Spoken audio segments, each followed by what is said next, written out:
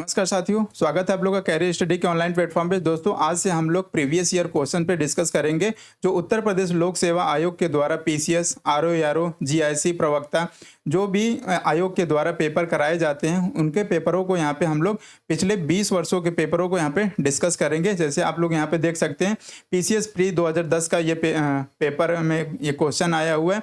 और इसमें खास बात ये है कि हम लोग यहाँ पे केवल टॉपिक वाइज यहाँ पे हिस्ट्री का पाषाण काल से संबंधित अब तक के जितने भी प्रश्न बने हैं उसको हम लोग यहाँ पे देखेंगे। तो आइए चलिए यहाँ पे शुरू करते हैं, अपने प्रश्नों को देखते हैं। और प्रश्न नंबर पहला है, कोपेनहेगन संग्रहालय की सामग्री से पाषाण कांस्य और लौह युग की त्रियुगीय विभाजन किया था। तो किसने किया था? कोपेनहेगन संग्रहालय की सामग्री से पाषाण काल, कांस्य और लौह युग की त्रियुगीय विभाजन किया था। तो किसने किया था? तो ये डेनमार्क के एक कोपेनहेगन संग्रहालय की सामग्री के आधार पर पाषाण कांस्य और लौह युग की त्रियुगीय विभाजन क्रिश्चियन जंग्रेसन थॉमसन ने किया था। तो ये ऑप्शन यहाँ पे थॉमसन ने किए थे, तो यानी ऑप्शन ए यहाँ पे सही हो जाएगा, जो कि वहाँ कोपेनहेगन संग्रहालय में के सामग्री के आधार पर वहाँ पे पाषाण काल और लौह युग का त्रियुगीय विभाजन किया था। यानी ऑप्शन ए यहाँ पे सही है। ये यूपी पीसीएस प्री 2010 में प्रश्न आया हुआ है, तो आप लोग इसको देख सकते हैं। और इसी तरह सारे प्रश्नों को हम लोग यहाँ पे देखेंगे, वहाँ पे नीचे मेंशन रहेगा। देखिए, ये यूपी लोअर सबऑर्डिनेट प्री 2015 का में ये क्वेश्चन आया हुआ है कि रॉबर्ट ब्रूसफुट थे एक, क्या थे वो? भूगर्भ वैज्ञानिक, पुरातत्वविद, पूरा वनस्पति शास्त्री या इतिहासकार। तो यहाँ पे देखिए, तो रॉबर्ट ब्रूसफुट थे एक, ये भूगर्भ वैज्ञानिक भी थे, ये पुरातत्वविद भी थे। ये पुरातत्वविद, इनको ये रॉबर्ट ब्रूसफुट ने 1863 ईस्वी में, यहाँ पे 1863 ईस्वी में भारत के पाषाणकालीन बस्तियों के अन्वेषण की शुरुआत की थी।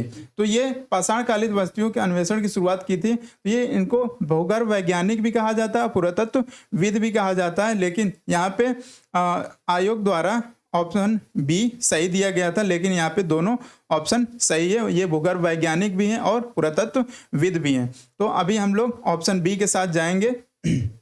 ऑप्शन बी यहाँ पे सही है। नेक्स्ट प्रश्न देखते हैं, प्रश्न नंबर 3। ये एक मैचिंग का प्रश्न है जिसमें सूची 1 को सूची 2 से सुमेलित कीजिए तथा नीचे दिए गए कोड से सही उत्तर चुनिए। तो इनके कोड दिए हुए हैं और इनमें यहाँ से प्रश्न उत्तर को चुनना है। यहाँ पे सूची 1 में पुरातात्विक स्थल दिए हुए हैं, सूची 2 में वर्तमान स्थल दिए हुए हैं कि यहाँ पे कौन सा अभी ये पुरातात्विक स्थल, वर्तमान स्थल यहाँ पे कहाँ है। तो नवासा की अगर स्थिति हम लोग देखें तो ये है, नवासा पड़ेगा महाराष्ट्र में। और ईसमपुर पड़ता है ये कर्नाटक में है। और डिडवाना है राजस्थान में। और गुड़ियाम गुफा तमिलनाडु में है। तो इस प्रकार से हम लोग देखें ये मैचिंग, ये यूपी पीसीएस प्री 2023 में ये रिसेंटली पेपर जो हुआ था यूपी पीसीएस का, उसमें ये प्रश्न पूछा गया था। तो इसका हम लोग ऑप्शन देखें तो ये इसका ऑप्शन सी सही हो जाएगा, जो कि 3, 4, 1 और 2 से मैचिंग हो रहा है। तो इसका ऑप्शन सी सही हो जाएगा। यूपी पीसीएस प्री 2023 का ये प्रश्न है। नेक्स्ट प्रश्न देखते हैं हम लोग, प्रश्न नंबर 4। उत्खनित प्रमाणों के अनुसार पशुपालन का प्रारंभ हुआ था। तो जो उत्खनन हुए हैं उनके प्रमाण जो मिले हैं उसके अनुसार पशुपालन का प्रारंभ कब हुआ था? तो वो हुआ था यहाँ पे, अगर आप लोगों ने पिछली अगर हमारी वीडियो देखी होगी, क्लासेस देखी होंगी, उसमें हमने सारी चीज़ें डिस्कस की हुई कि कब से पूरा पाषाण काल, मध्य पाषाण काल, नव पाषाण काल। तो जो जानवरों के साक्ष्य मिलना प्रारंभ होते हैं वो मध्य पाषाण काल से होते हैं। यानी ऑप्शन डी यहाँ पे सही होगा। यूपी पीसीएस मेंस में पूछा हुआ है, 2006 में मेंस के पेपर में ये पूछा हुआ है कि उत्खनित प्रमाणों के अनुसार पशुपालन का प्रारंभ हुआ था। तो ये मध्य पाषाण काल से ही पशुपालन के साक्ष्य मिलने लगते हैं। नेक्स्ट प्रश्न है 5। निम्नलिखित मध्य पाषाणिक स्थलों को भौगोलिक दृष्टि से पश्चिम से पूर्व के क्रम में व्यवस्थित करें। तो ये यूपी आरओ मेंस 2021 का प्रश्न है और इनको यहाँ पे पश्चिम से पूर्व की तरफ लगाना है। तो ये नॉर्थ, साउथ, ईस्ट और वेस्ट होता है, तो इधर से इधर की दृष्टि में लगाना है। तो यहाँ पे दिया हुआ पहला पैसरा, दूसरा लेखैया, तीसरा बीरभानपुर और चौथा महदहा। तो इसमें हम लोग देखें तो सबसे पहले महदहा आता है जो कि प्रतापगढ़ में है, दूसरा लेखैया आता है जो मिर्जापुर में है।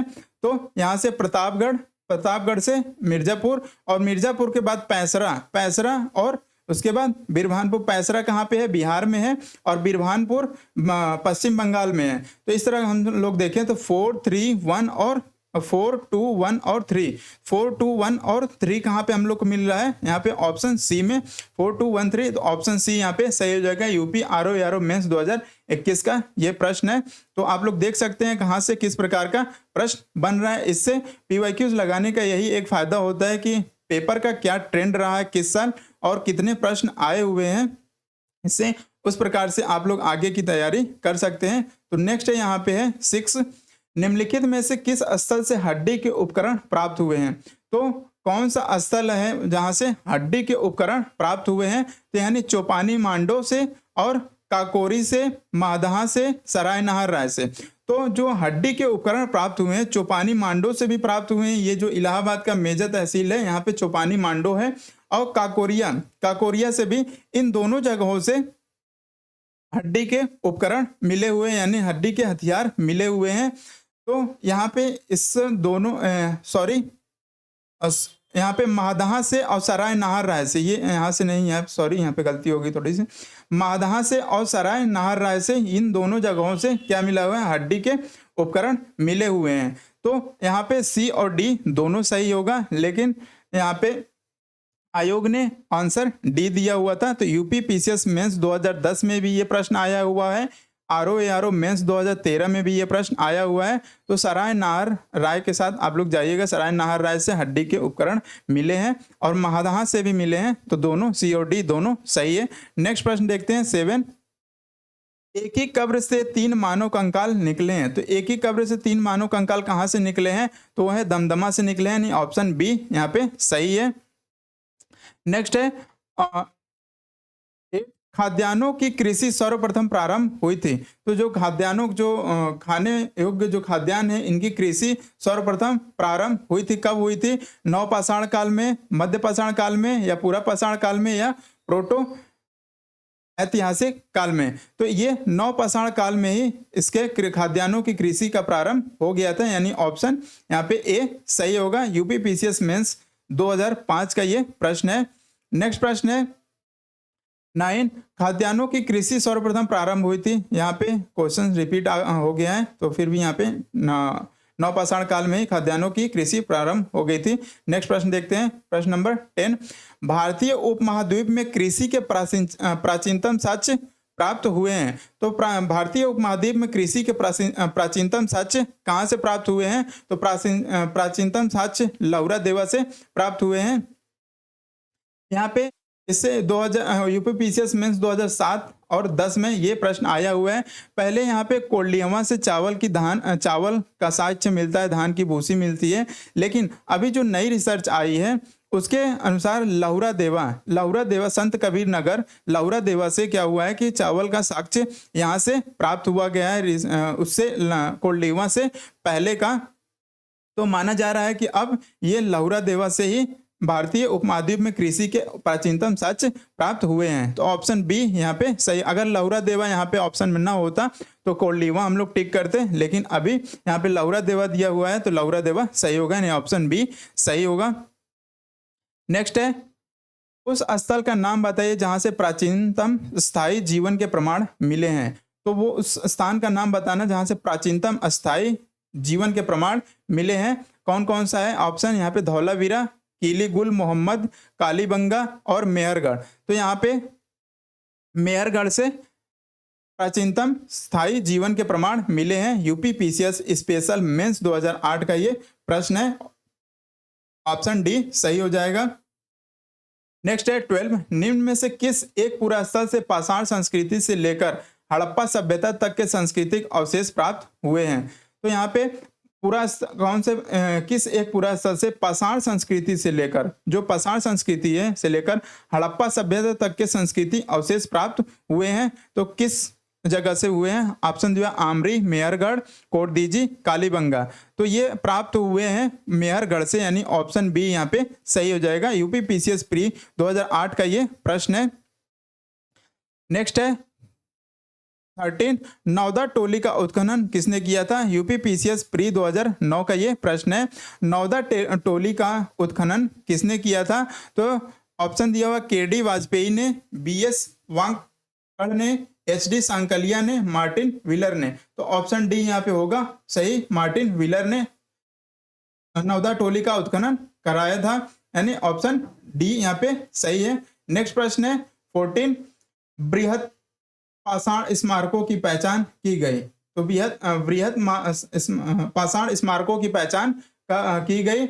ऑप्शन ए है सन्यासी गुफा के रूप में, मृतकों के दफनाने के स्थान के रूप में, मंदिर के रूप में, उपयुक्त में से कोई नहीं। तो यहाँ से मृतकों को दफनाने के स्थान के रूप में बृहद पाषाण स्मारकों की पहचान की गई है, यानी ऑप्शन बी यहाँ पे सही है। यूपी पीसीएस मेंस 2005 का ये प्रश्न है। नेक्स्ट है राख का टीला निम्नलिखित किस नौपाषाणिक स्थल से संबंधित है? तो राख का टीला ऑप्शन दिया है बुदिहाल, संगन कल्लू, कोलदियमा और ब्रह्मगिरी। तो संगन कुल्लू से क्या हुआ है? ऑप्शन यहाँ पे सही हो जाएगा, संगन कुल्लू से राख का टीला नौपाषाणिक स्थल से संबंधित है, संगन कुल्लू, यानी ऑप्शन बी सही है। यूपी पीसीएस मेंस 2009 का ये प्रश्न है। नेक्स्ट है निम्नलिखित में से कौन सा स्थल प्रागैतिहासिक चित्रकला के लिए प्रसिद्ध है? तो प्रागैतिहासिक चित्रकला के लिए प्रसिद्ध है तो भीमबेटका है, जहाँ पे पत्थरों के ऊपर पत्थरों को काट के उस पर चित्रकारी की गई है। तो प्रागैतिहासिक काल के चित्रकला के रूप में प्रसिद्ध है भीमबेटका, यानी ऑप्शन बी सही है। यूपी पीसीएस मेंस 2011 का प्रश्न है ये। गैरिक मृदभांड पात्र ओसीपी का नामकरण हुआ था। तो कैसे इसका नामकरण हुआ था और कहाँ पे हुआ था? तो ऑप्शन दिया हुआ हस्तिनापुर में, अहिछत्र में, नौह में, लाल किला में। तो ये इसका ऑप्शन हो जाएगा यहाँ पे हस्तिनापुर में इसका गैरिक मृदभांड पात्र ओसीपी का नामकरण हुआ था, ऑप्शन ए सही है। यूपी पीसीएस मेंस 2006 का ये प्रश्न है। 18, ताम्र सम काल में महाराष्ट्र के लोग मृतकों को घर के फर्श के नीचे किस तरह रखकर दफनाते थे? ऑप्शन दिया हुआ उत्तर से दक्षिण की ओर, पूर्व से पश्चिम की ओर, दक्षिण से उत्तर की ओर, पश्चिम से पूर्व की ओर। तो यहाँ पे जो ताम्र काल के महाराष्ट्र के लोग मृतकों को घर के फर्श के नीचे उत्तर से दक्षिण की ओर करके दफनाते, मुंह करके दफनाते थे, यानी ऑप्शन ए यहाँ पे सही हो जाएगा, उत्तर से दक्षिण की ओर। यूपी पीसीएस प्री 1997 का ये प्रश्न है। 19, निम्नलिखित में से किस स्थल से मानव कंकाल के साथ कुत्ते का कंकाल भी सावधान से प्राप्त हुआ है? तो यहाँ से पूछ रहा है कि किस स्थल से मानव कंकाल के साथ कुत्ते का कंकाल भी सावधान से प्राप्त हुआ है, यानी कब से प्राप्त हुआ है? तो वह है बुर्ज होम। आप लोग को क्लासेस देखी होंगी तो वहाँ पे हमने बताया है जम्मू कश्मीर में जो बुर्ज होम है वहाँ से मालिक के साथ कुत्ते के दफनाए जाने का साक्ष्य प्राप्त हुआ है, ऑप्शन बी यहाँ पे सही होगा। यूपी लोअर सबऑर्डिनेट प्री 2008 का ये प्रश्न है। नेक्स्ट है 19, विंध्य क्षेत्र के किस शिलाश्रय से सर्वाधिक मानव कंकाल मिले हैं? तो विंध्य क्षेत्र में जो 5 शिलाश्रय मिला हुआ है, जो शिलाश्रय होता है क्या है? शिलाश्रय ये पत्थर की चट्टान होती है, गुफा होती है उसी में। तो ये सर्वाधिक मानव कंकाल कहाँ से मिले हैं? तो ये लेखैया से मिले, लेखैया मिर्जापुर में है, लेखैया यहाँ से मिले हुए हैं, ऑप्शन डी सही हो जाएगा। यूपी पीसीएस प्री 2016 का ये प्रश्न है। नेक्स्ट एंड लास्ट प्रश्न है इस पाषाण काल टॉपिक से 21 क्वेश्चन आए हैं अब तक के 10-20 वर्षों में। तो नीचे 2 कथन दिए गए हैं, एक को अभिकथन ए तथा दूसरे को कारण आर कहा गया। अभिकथन ए है विंध्य क्षेत्र पाषाण युगीन लोगों ने नूतन भूतल काल के अंत में गंगा घाटी में प्रव्रजन किया। तो बिल्कुल सही है, यहाँ पे विंध्य क्षेत्र पाषाण युगीन लोगों ने नूतन भूतल काल के अंत में गंगा घाटी में प्रव्रजन किया।